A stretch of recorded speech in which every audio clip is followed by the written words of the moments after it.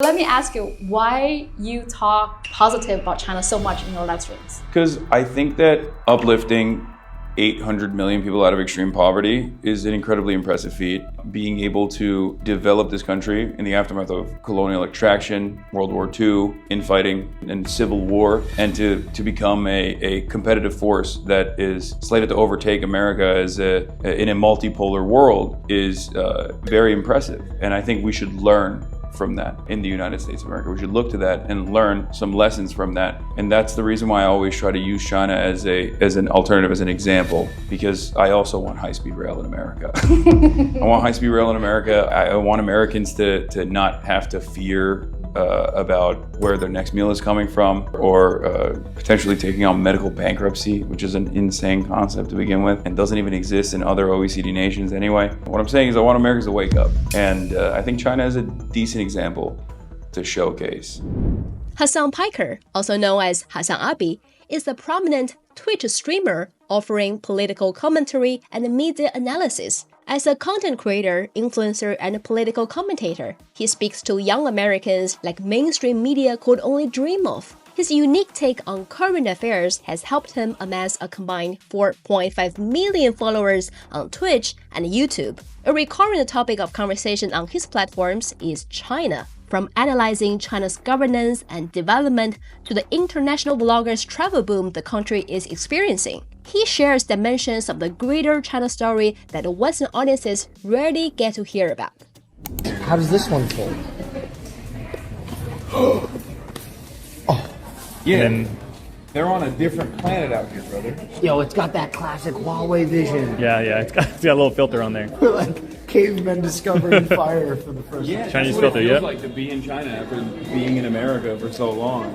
No problem, chat. Oh, no way! It's a small one. And it's the first version of It's the first. Wait, Really? Is that a Bible? No, that's the little red book. it is basically. The little red book? The little red book. It's the red Bible is what it is. Okay. Yeah. Thank you so much. This is incredible. Hi, Hasan Piker. Such a surprise to see you in Beijing. Wow. It was inevitable. It was bound to happen. I know Beijing is your first stop in your whole travel plan in China. It's too early to ask, I know, but I'm just wondering what's your expectations for your China trip, and it's probably just been 2 days for you to arrive in China. How's your experience so far? It's been amazing. I haven't slept at all, but I'm just carrying myself because I'm so excited. So it's been a remarkable experience thus far. But I was always very excited to come to China, so this has been a dream come true for me. What do you want to experience the most, or what do you want to try the most? The food, I want to see all the big tier 1 cities, but most importantly, I am super stoked that I'm going to get on a high-speed train tomorrow to go to Shanghai. So that's what I'm mostly looking forward to. That's what I've been most excited about. Why? Why are you looking forward to visit China? Well, part of it is because I talk about China quite a bit as far as like lessons to learn and what America could adopt and emulate. And seeing it in real time, I think is a lot different. I also wanted to show my audience and the Western world in general that there are a lot of rumors about China. There's a lot of misunderstandings and also just outright lies, and that it's just another normal country, just like every other country is.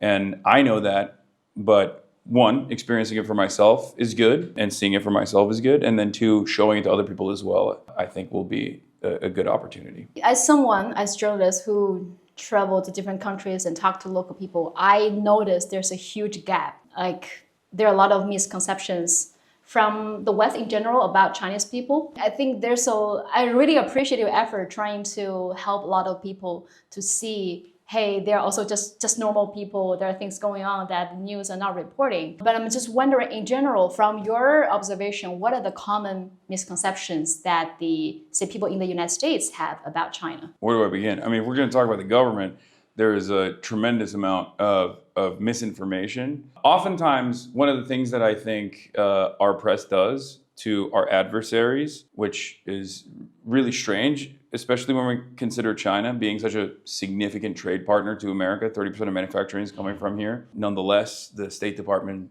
officially designates it as like a competitor or foreign adversary. We will look to things that every other country does, our allies do, for example, and we will assume that it's like somehow sinister or totally different or totally exaggerated when it's coming out of China. One example I always think about is like there was a new museum, I think it might have been the Revolutionary Museum that was launched in China. And there was a New York Times article. It was like, China greatly whitewashes its own history in its museum. And it's like, first of all, every museum is going to show the best parts of that about their history. It's totally normal. We do that in America as well. So there's that. And then there's just like outright misinformation. And I think for a lot of people, or for a lot of the press in general, they're just not very intellectually curious about what is actually going on here. I see this in my own experience. Like there are a lot of analysts I talk to, very smart people, very well-educated people.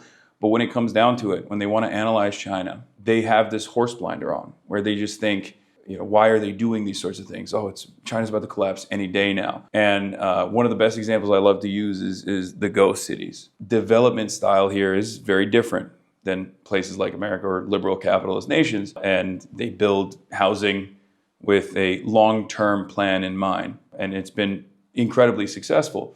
But at the time when the housing units were being constructed, Western analysts looked at that and said, oh, this is not for people to live in. They're just doing it because it's a speculative bubble and it's going to collapse at any moment. And now you look at those ghost cities in 10 years in the future, from when those articles used to come out from the New York Times and many other places, these are cities with tens of millions, sometimes 20 million people living in them. I never want to have that kind of, I never want to stunt my own analysis in that way. And I feel like a lot of people do that, partially because they want to cope, and partially because it's just all they've known, and they've just never really been interested in understanding that there are different ways of governance out there beyond what we see in the Western world. So this is your first time in China. I watched some of your videos analyzing China, and I would say most of your videos talking about China are pretty good. As someone who had never been to China before, how did you manage to understand what's really going on in China? I grew up in Turkey, so I think I have a different attitude about different modes of governance in general. And I also grew up in that region, so I have an understanding of like what America likes to do to its adversaries or countries that it declares enemies of the state. And therefore, I was already skeptical about State Department narratives in general. I don't know, I just did some reading. and I think that the Chinese development especially has been so undeniable that as long as you're even a little bit interested and don't just read foreign policy magazine analysts, you can very quickly realize that no, like this is not the backward state that people have presented as. And I think more and more people are also coming to that conclusion as well, because in the age of the internet, especially with like how accessible China is, it's fairly difficult for people in the West to maintain this position that this is a scary country, almost like a hermit kingdom, right? And that's just not the case. There's a lot of businessmen that come in and out of this country. Surely there are cultural differences, there's differences in governance, but ultimately it's just like it's a fully developed nation state that is constantly in touch with the rest of the world, and maybe even in some ways, in more meaningful ways than the American government is in touch with the rest of the world. I think I wanted to talk more like your career, because I think your career is very unique because you live stream on Twitch, a gaming platform, but talking about politics, and you gained millions of followers, and from the young generations in the United States. Actually, at least from my experience, people who told me they are your fans, they're not just from the United States, they're from like everywhere. So, I mean, what motivated you to talk politics on Twitch and live streaming hours every day is a really exhausting job. So, yeah, it's not the best medium for sure. I played video games, and I was already at the Young Turks, another news network, and I wanted to get better off the cuff, because at the time when I was at the Young Turks, I would write all my scripts And I just basically thought, I already play video games. This is an environment and an audience that is very diverse in their opinions, but unfortunately, all of the commentary side of it was very right-wing, like incredibly right-wing. And I thought that the gaming space deserved better political voices, and I was already invested in it. So I just strapped on a camera to my PlayStation while I was playing Fortnite and just started talking about politics with a bunch of my other friends who were also journalists and activists themselves, talking about the exact same issues that I'm talking about today. And slowly but surely it evolved from there. But that was my starting point. I see you're often, I mean, people from different groups attack you, put like different labels on you, attacking you. I think on our way here, I was seeing someone on Twitter calling you a liberal, and someone call you a spy. Someone call you, people even from the leftist, socialists also criticize you. So I mean, how do you identify yourself? What would you prefer to call yourself? And how do you see this attack from different groups? Well, I say I'm a leftist because I think looking at the material conditions and lack of class consciousness in America, I feel like leftist is the broad categorization because a lot of people who might have socialist tendencies don't even realize it, because like the mass political movement in the country is liberalism. So most people self-identify as liberals, even if they do actually think, if you ask them directly, like, do you think you should have more autonomy in your workplace? They would say, yeah, of course, I like that. Do you think that the government should create a base level of material equality for all workers unconditionally? They say, yeah, I love that. That sounds like a great idea. So that ranges everywhere from even in a country like America with the capital of social democracy all the way to Marxist-Leninism. And so I just say leftist. But it's not a secret. I'm a socialist. And as far as people on the right attacking me, that's a given. Liberals sometimes criticizing me, that's also a given. In most circumstances, they refuse to identify the same exact problems, and they think I'm being antagonistic to the left flank position in the country, which is the Liberal Democratic Party. And as far as the broader leftist movement goes, which is fairly tiny in the United States of America, that's also a given. Leftists always fight with one another. Socialists have historically always identified marginal delineations or ideological differences and have made that a massively consequential problem, even at moments when we have no power whatsoever. Have those labels, attacks ever bother you? Because from my experiences, when I decided to go on social networks and talk about what I saw in China, and I saw a huge amount of attacks and racist comments and maybe from everyone. So it bothered me for a really long time, until one day I realized what I want to do is tell the stories I saw, and I shouldn't be, you won't shut me up. So, I went through this transition of mental struggles. But you are much, much more influential. I would consider you're a really influential influencer. You see even bigger amount of attacks from everyone. So have you ever been through those same mental struggles? Yeah, for sure. I think in the beginning, I always couldn't understand it. I was confused. Like, people would be like, "Oh, you're this or you're that," when it was very clear that I didn't believe the things that people were saying. But at this stage in my career, I understand that it just comes with the territory. A lot of people would rather attack the false characterization of someone rather than the actual argument that they're presenting, in an effort to make it much easier to strawman someone. It is what it is. I think truth usually does end up prevailing in the long run. So I just stay the course. I'm a very stubborn person. And I think that is my secret sauce, if you will, where I just continuously hammer on the same issues that I care about. And eventually people will find their way to arriving at those conclusions. And I've seen that throughout my career, whether it be on Israel-Palestine or even whether it be on liberals in America getting very frustrated with their lack of options within the Democratic Party, experiencing failure after failure. They inevitably come to the same conclusions that I've been yelling about for quite a while. So you just got to wait it out. Because at the end of the day, if you are true to yourself, true to your values, you can sleep comfortably at night, and also people will more often than not, come to the same conclusions, no matter how long it takes. You just mentioned many Americans are feeling maybe hopeless, seeing less of options. So what are the struggles that some like young generations in the United States are experiencing? I think many people in China would want to understand. Affordability, lack of hope in general. Everything is very costly.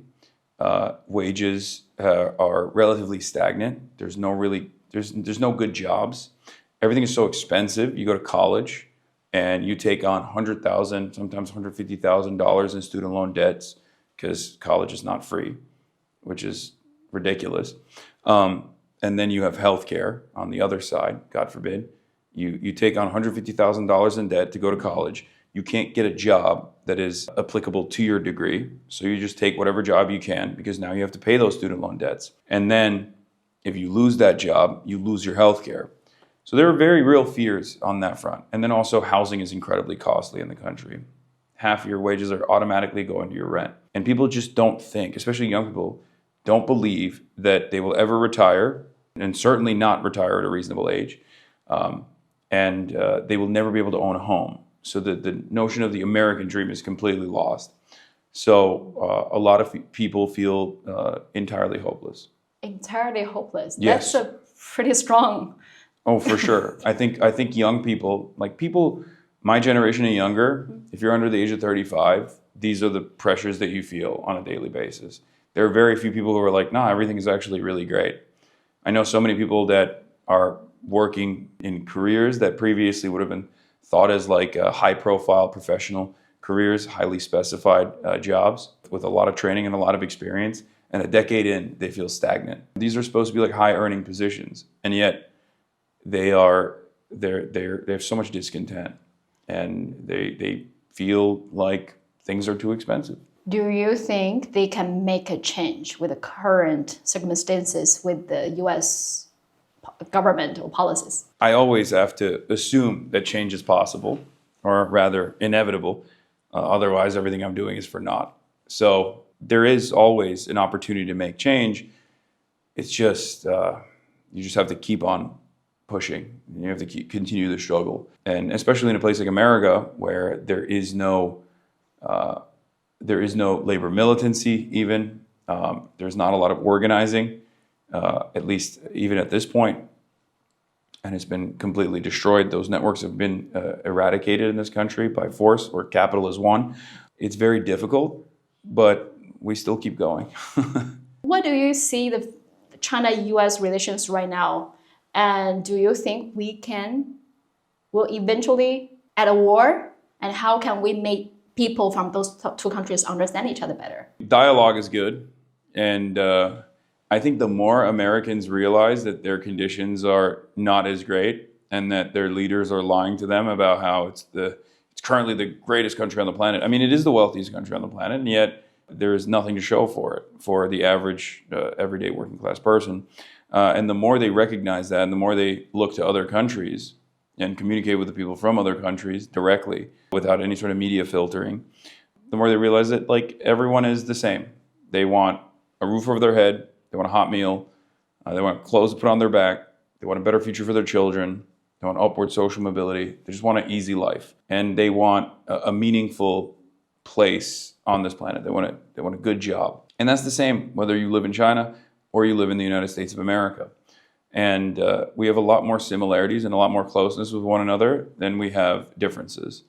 So dialogue, I think, is one of the best ways to do it. But like I said, as conditions worsen in America and people look to other countries, even in China, and they realize that maybe they weren't right about the way they perceive, everyday Chinese existence, the more they will think that they were lied to, hopefully yearn for something more from their own governments. I saw China has been one of the very frequent topics in your videos, in your live streams. Like you analyze the governance of China, China's development, but in general, you always say like China, very positive things about China. Mm-hmm. And then there are people calling you, maybe saying you're a CCP paying you to do this. You're a CCP agent to talk good things about China. So let me ask you, why you talk positive about China so much in your live streams? Because I think that uplifting 800 million people out of extreme poverty is an incredibly impressive feat. Being able to develop this country in the aftermath of colonial extraction, World War II, infighting, and civil war, and to become a competitive force that is slated to overtake America as in a multipolar world is very impressive. And I think we should learn from that.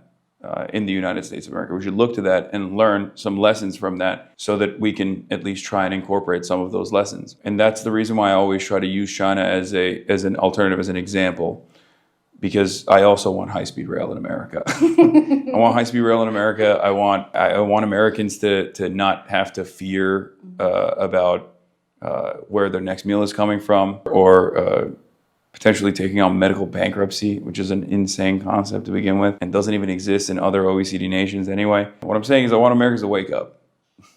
And I think China is a decent example to showcase. Even though there is a tremendous amount of propaganda, ultimately, the results are there. And it's very difficult to argue against said results. So the CCP didn't pay you to say all these things? No, but it doesn't matter. I mean, people will say it regardless. Yeah. But I mean, look, I'm pretty straightforward. Like, I criticize the Chinese government as well, just like I criticize the American government when it's like worthy of criticism. It's just that I think we have to be honest. And the problem is a lot of people would rather be dishonest and heighten negative aspects of foreign countries, while simultaneously totally understanding why certain things happen in their country. So it is what it is. But they're just not used to someone being like, no, I don't think this is as consequential as you think it is. They just immediately assume like it's very black and white. There's no nuance. There's no nuanced thinking. If you don't automatically present China as a foreign adversary, they go, oh, that's crazy. I've never heard that before. But instead of being like, a little bit curious about why I'm saying that, they automatically just shut it off. Today is your third day in Beijing? Second day in Beijing. Yeah. The first thing you did was go to the flag raising ceremony in Tiananmen Square. How was your feeling?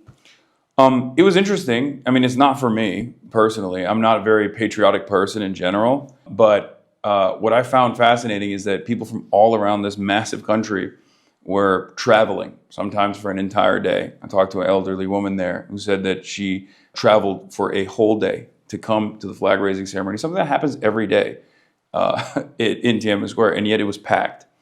And I find that fascinating, and I think it's because, especially for older Chinese people, I think they just have a lot of pride because, you know, they have seen this country dramatically change over the past couple of decades. And that gives them a sense of pride. And I wish we had something to be more proud about as well in the United States of America, rather than like the fake pride that people try to create around endless militarism. I totally agree with what you said, especially for the older generations. Yeah. Because I traveled to many rural regions in China to do stories about like the poverty alleviation, how they changed the villages. And I found the most patriotic Chinese people are in those regions, not necessarily in big cities. People who are already pretty rich, people who already pretty you already have everything, but they always complain about many things. But if you go to say Yunnan, Guizhou, Sichuan, Tibet, all those southwest China who used to be so poor, everyone I talk to, they are so patriotic. They wear the CPC badge voluntarily just because they feel like happy. I think just like you said, when you ask them like why you love the party so much, or why you feel so proud, so emotional, they say, well, I had no home back in the days, or one person from an ethnic minority living in Yunnan, this auntie said, I used to run from wars, run from China to Myanmar back to China. I had no nationality. I was hiding in caves. But now I have a nationality as a Chinese living here. So like, of course, telling us like young people, don't complain about anything because we used to have nothing. So exactly like you said, those people at the Tiananmen Square watching the flag raising ceremony, I guess, just like you described, they saw the most dramatic changes in their life. So they're emotional. I was very emotional every time I go to the flag raising ceremony. Yeah. So Like I said, it was an interesting experience for me. It's interesting to see that because that's not something that you can force people to do. You know what I mean? It's virtually impossible for I think a lot of Americans to comprehend. And I'm sure there are plenty of Americans who feel a sense of patriotism when they see, F-35s flying over a football field before a game. But like I said, what that represents is not a material improvement in their lives. Whereas I feel like for the average Chinese person, especially from an older generation, they have seen that material improvement in their lives, a dramatic improvement in their lives. So they have this sense of pride, which I found interesting to observe right there in person. what's your travel plan in China? Besides the cities you're visiting, do you have anything that you want to do on your travel list? Yeah, high-speed rail. But aside from that, I want to see these major cities. I want to see all of these cities that are, they're all over TikTok, especially nowadays. Like I think the younger generation in America is like a lot more open-minded to coming to China and seeing it for themselves. But I see the current status of China around the world as like maybe Japan in the 90s, where it was at its peak. Right, it was actually lapping America in technological developments, and I wanted to see it for myself before it's established as the norm, pretty much. And what's your goal for this long-awaited China trip? It's basically to experience it for myself and to show that there are normal people here that are living their lives just like Americans are, and they have fun, they like to drink, they like to party. And that we're not all that different from one another. And it's not this like scary dystopian country in the way that like a lot of Americans think. Are you gonna live stream every day when you're in China? Yeah. Wow. Yeah. I have been already. Outdoor? Indoor and outdoor? Indoor and outdoors, yeah. So I do my regular American political commentary, and then I go and experience something in the morning, usually around that time frame. Like tomorrow, we're going to be going to the Forbidden City. Yeah, we're going to the Forbidden City, so that's going to be cool. Wow. Okay. Oh, it's gonna be packed, by the way. Yeah, I feel like there's a lot of people in China. Yeah. There are a lot of people everywhere. If you think the people that you saw at the Tiananmen Square for the flag raising ceremony yesterday was a lot, Oh, it's going to be. come back during the summer, June, July. I was there with a friend who is also visiting China. We went there in the summertime. We went there at 3 a.m. It was packed, way packed than like what you saw because it's warmer. Yeah. And people are napping, sleeping on the ground, Yeah. waiting for and when they allow people to go to the flagpole, everyone was sprinting. Oh, yeah. Oh, people were sprinting in the morning. Bro, Yeah, really? and it was like 30 degrees out. And people were just running. Yeah. Like preschoolers and elderly people were just booking it as soon as they opened the square. And then apparently people were like sleeping the night prior as well. Yeah. Just to get like front placement, which is wild. Yeah. You have to get used to like there's no personal space in public when you're in China. Oh no, for sure. No, I've gotten used to that, definitely. Okay. Like Chinese people are very straightforward, and they will get up in your personal space. Now many people realize people are very straightforward. Yeah. Yes, like my parents or grandparents, they will tell you not only because they are your kid, they will tell you like your friend, oh, you got fat. Yeah. You got fat. Or like a foreign friend visiting. So, oh, you wear such a big size clothes. Yeah. So all these things so straightforward, but there's no bad intention at all. I'll tell you a story. Right before we did this interview, I went to this park, and at the park they had the dating resumes on the ground, and it was fascinating. It's a bunch of old people. They bring their resumes of their daughters and their granddaughters, and they put it on the ground. And then a bunch of old people, they're like, "Oh, I have a son, I have a daughter." They talk to one another, and they try to set up these like relationships. They try to arrange them. And we went there to check it out, and an old man walked up to me. And I was there, and I had a translator, and the old man asked me, like, "Oh, where are you from?" I said, "America." And he turned around and said, "Why don't you find an American girl then?" Oh, really? Yeah, "What are you doing here?" And he walked away. And I was like, damn. I'm very looking forward to hear more interesting stories that you're gonna have in China. Oh yeah. Yeah, seriously. So I will, if your time permits, I will ask you your experience in China after you finish the trip. Okay. Yeah, so I really hope you have a good time in China and hope you have a good journey and hope to have you more on the show to share your course. experience. All right. Nice to meet you. Thank you for having me.